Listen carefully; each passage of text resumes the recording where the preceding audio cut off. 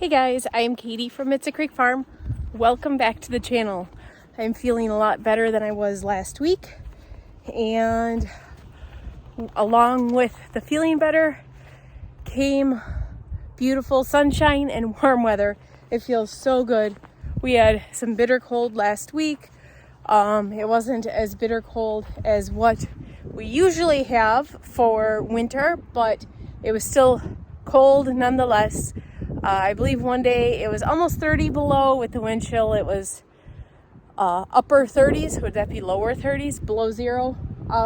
But usually we usually get a stretch of, that's our high every day is like 10 to 20 below. So our high that day was like 1 above. So even though it was cold, we knew it could be much worse. So that always makes it feel just a little better. Because it is so nice out, I'm out taking a break and going for a walk and checking on everybody. It's about 37 degrees. It's pretty windy, but thankfully the sun is out, and because of that, the snow is melting. It feels like spring, guys. I know that we still could have nasty weather for the next 2 months, 3 months, even 4 months, but it feels so good outside. Looking at the long-term forecast, it's supposed to be beautiful and nice for as long as I can see out. So it's 6 weeks. So I am very, very, very grateful for that, and I'm going to soak up this beautiful sunshine as long as I can.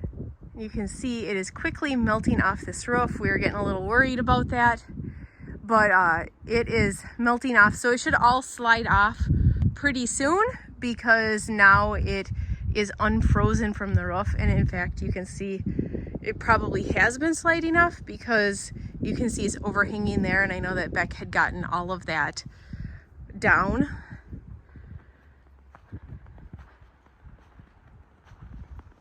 This is our this is what we're dealing with every time we have to feed hay. We have to dig out all the snow bales. We definitely aren't going to put hay here next year. We have to figure out a different solution for next year. We still have a bunch over there, but we have to get through this snowbank to get to them. So that's going to be a chore, but we're going to get these guys used up first, and then we'll move on to those ones. And hopefully the snowbank will be quite a bit smaller by the time we get to that point.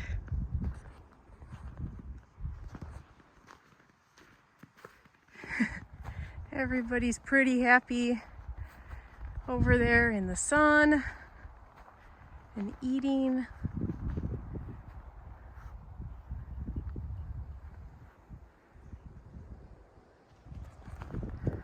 I'm tempted to get peas started in the high tunnel, and I know that it's too early, but I always start them too late.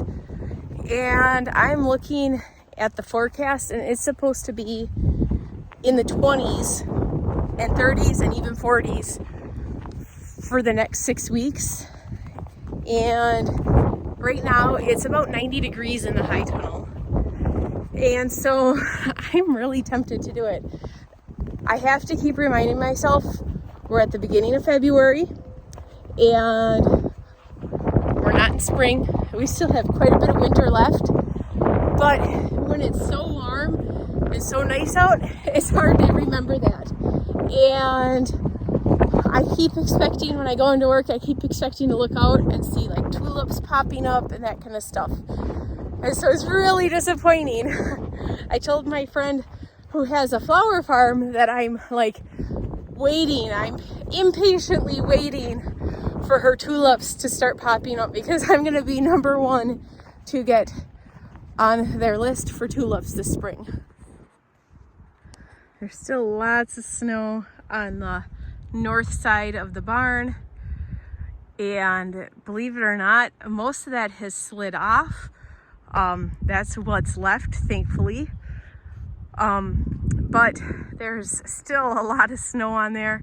I'm hoping these sunny days will get that to slide off. You can see that it actually has started to slide off, but then we had that freezing rain, and that just kind of froze everything to the metal roofs, and that kind of created a big problem.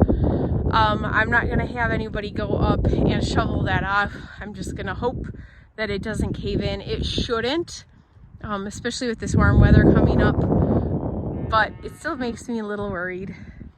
People all around us have had lots of barn, shed, garage cave-ins this winter because of all the snow. So I am a little worried, but Owen keeps reminding me that that's been there for like 100 years, over 100 years. So I shouldn't worry so much about it.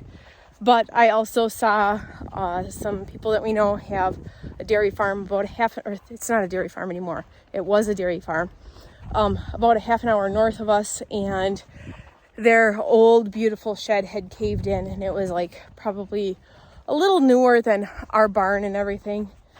And so it does make me worry because I know that it's probably had worse on it, but with that said, it's also older, and just one of those things to keep an eye on, I guess.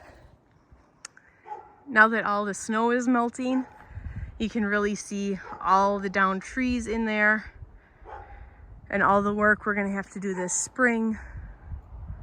There's a lot to clean up. Once I get caught up on work, I might throw some snowshoes on and go in and just start cutting limbs, because there's a lot that are still falling down in the driveway and that kind of stuff. And so if I can get the limbs that are like overhanging and stuff cut down, I might do that. Especially when it's this temperature out. This is beautiful weather to be working outside. If the wind was a little less strong, I'd almost say that it's too warm to work. Sounds crazy, but it is like sweatshirt, the perfect weather for sweatshirt. And the snow is really melting. It's getting really moist, and so it's really good snowball packing snow, everything that isn't already ice.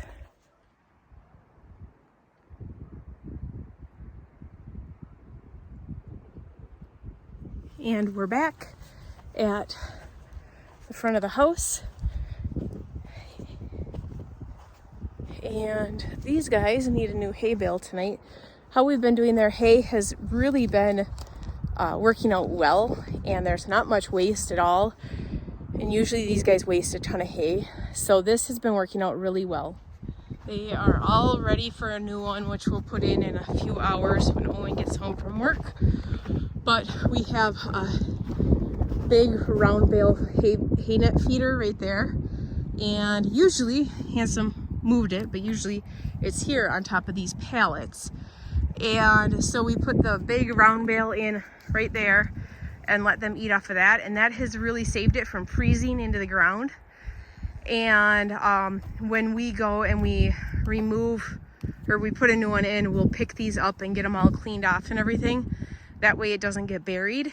And that has been a game changer for feeding these guys in the winter. We have to keep path plowed, but we can just plop it on over this side of the fence. So that's good. It's still not 100% perfect, but it does work so much better than any way that we have fed round bales to these guys yet, for as far as goats, donkey, calves, that kind of stuff, because they aren't able to lay in it. And so then that makes a really big difference. And now I'm off to go watch back at a concert. So that is it for today's video. Thanks for tuning in, guys, and we'll see you next time.